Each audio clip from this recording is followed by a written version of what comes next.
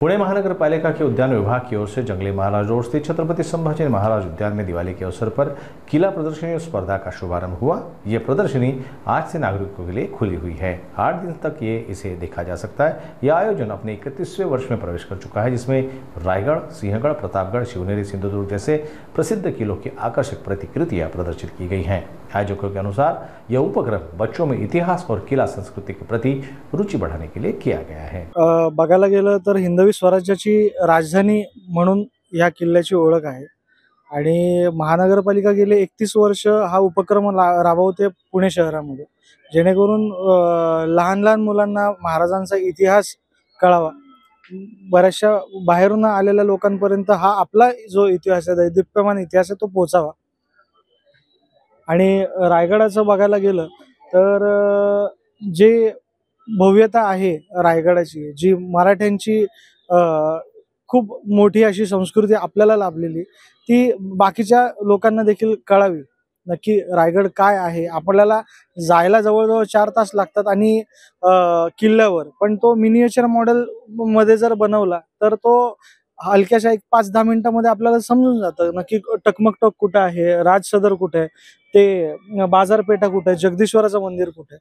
त्यामुळे रायगडाची निर्मिती आम्ही केली। कारण की सगळ्यात पहिलं तर महत्त्वाचं असं आहे की राजगडच का, कारण की राजगडावरती शिवरायांचं 25 वर्ष वास्तव्य होतं। अनेक ऐतिहासिक महत्त्वाच्या घटनांचा राजगड हा साक्षीदार आहे आणि राजगडच का बनवावं, कारण की स्वराज्याची पहिली राजधानी ती आहे आणि माझं पहिलंच वर्ष इथलं हे की म्हणजे माझे मित्र इथे बनवत आहेत। ज्या ग्रुपमध्ये मी सध्या हा किल्ला बनवलाय तिथे बऱ्याच वर्षांपासून हे किल्ले बनवतात, पण माझा पहिलाच किल्ला असल्यामुळे स्वराज्याची पहिली राजधानी बनवावी असं माझ्या मनात एक म्हणजे अपेक्षा होती की तीच बनवावी, त्यामुळे तोच बनवलाय।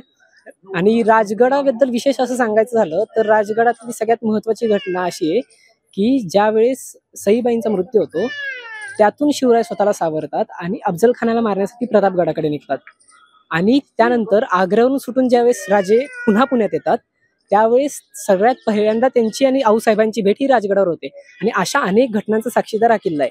आणि किल्ले का बनवायचे, कारण की तुम्ही जर का पाहिले तर इथं जवळपास 35 ते 40 किल्ले आहेत एवढ्या भागात आणि प्रत्येक किल्ला हा स्वतः लहान लहान मुलांनी बनवला। प्रत्येक ग्रुपमध्ये लहान मुलं आहेत, असा एकही किल्ला दिसणार नाही की ज्यात लहान मुलांनी हातभार नाही लावला। आता हे का, कारण की तुम्ही पाहिलं तो मुलगा आता मगापासून प्रत्येक मावळे रचतोय करतो, ऐकत नाहीये। का ऐकत नाहीये, त्याचं कारण आहे की त्याला माहित नाही इकडे काय चाललंय काय नाही। त्याला फक्त काय पाहिजे की हा हे मावळा इथं दिसला पाहिजे, त्याला तो जसं सजवतो त्याच्या डोळ्यात जसं दिसलं पाहिजे तसं दिसलं पाहिजे, तो तिथेच पाहिजे, त्याच बुरुजावर पाहिजे। तो विचारतोय की हे इथंच का, तिथंच का, त्याला मी प्रत्येक गोष्ट सांगतोय। आणि ह्या सांगण्यातून मला वाटतं की पुस्तकातून जेवढं वाचून तो शिकला नसेल ना तेवढे असे काही किल्ले पाहता पाहता तो अभ्यासून झालाय। 35 किल्ले पाहता पाहता तो कधीच फिरणार नाही 35 किल्ले एवढ्या वयात।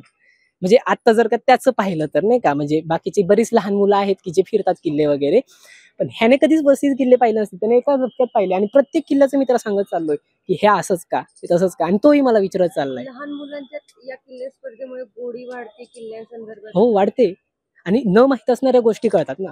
आता राजगड तो गेलाय पण त्याला माहित नाही, पण मी त्याला सांगतोय की हे बघ इथे पद्मावती आहे, तर पद्मावती कोण, हा बुरुज इथेच का, नेमकं घटना कुठल्या घडल्या, आणि त्याला ते पुस्तकातून कळणार होतं का एवढं डीप मध्ये नाही, पण त्याला ते प्रतिकृती डोळ्यांसमोर आहेत, मी त्याला हात करून दाखवतो की बाबा इथे तिथे ते, त्यामुळे त्याला कळतंय ना।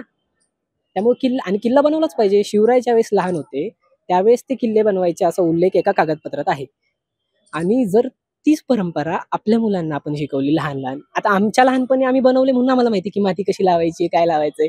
एखाद्या नवीन माणसाला बोलवलं की दगड कसा जोडायचा त्याला काय कळणार आहे, त्यामुळे लहानपणीच हे सवयी लागल्या पाहिजेत। मग लहान मुलांना घ्यायचा हाताखाली, किल्ले बनवायचे, आपले इतिहास सांगायचा आणि त्यांनाही समजून सांगायचं की बाबा का बनवायचे आणि किती दिवस बनवायचे। तर मी तर म्हणतो जोपर्यंत शक्य आहे तोपर्यंत बनवायचे।